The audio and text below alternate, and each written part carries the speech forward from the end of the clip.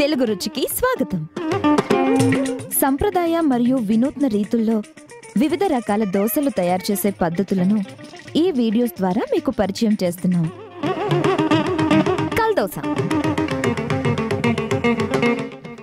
ఈరోజు మనం మెంతులతో పులియబెట్టి తయారు చేసే బామ్మల కాలం నాటి కల్ దోసని ఎలా చేయాలో నేర్చుకుందాం.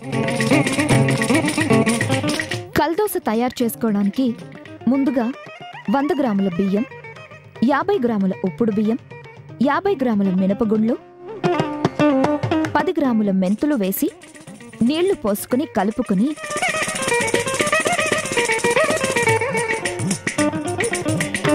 రెండు నుంచి 3 గంటల పాటు నానబెట్టుకుని మెత్తగా రుబ్బుకొని 6 నుంచి 7 గంటల పాటు పులియబెట్టుకోవాలి. ఈ పులిసిన దోస పిండిలో రుచికి సరిపడా ఉప్పు వేసి బాగా కలుపుకోవాలి. అవసరమైతే కొన్ని నీళ్లు పోసుకుని పలుచగా చేసుకోవచ్చు. ఈ దోసల్ని ఇనుము లేదా రాతితో చేసిన మందపాటి పెనంపై వేసుకుంటారు. ఇప్పుడు ఒక వేడి పెనం పైన కొన్ని నీళ్లు చల్లి తుడుచుకొని మనం చేసుకున్న పిండిని దోసలా వేసుకోవాలి. తరువాత దోసపై కొంచెం నూనె వేసి రెండు వైపులా కాల్చుకుంటే స్పాంజ్ లాగా మెత్తగా నోట్లో కరిగిపోయే కల్ దోస తయారైనట్లే.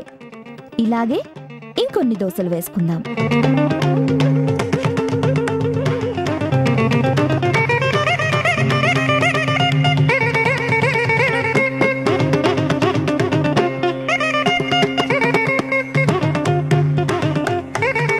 ఈ కల్ దోసని సాంబార్ మరియు కొబ్బరి పచ్చడితో తింటే పండగే.